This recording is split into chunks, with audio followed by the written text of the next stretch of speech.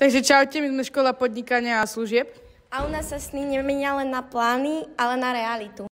Čaute chalani, môžem si k vám sadnúť? Ahoj. Aký máte odbor? Odbor Na mesiarovi. A prečo by ste si vybrali tento odbor?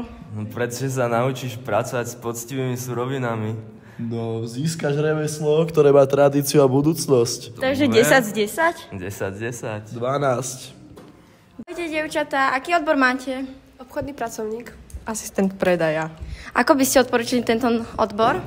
Keď nechceš byť celý školský rok len v škole, tak tento odbor ti umožňuje duálne vzdelávanie, takže týždeň škola, týždeň prax a na praxi si môžete aj poprirobiť peniaze. A ty?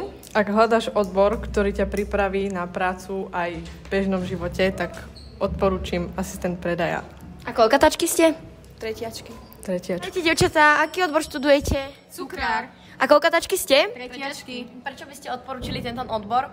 Aby ste sa naučili domáce, pekné pečivo, aby ste urobili radosť svojim blízkym a aby ste sa naučili vlastne vnímať všetko dookola pečenia.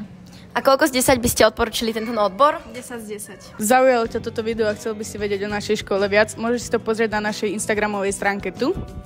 Alebo na našej webovej stránke www.stredná odborná škola podnikania a služieb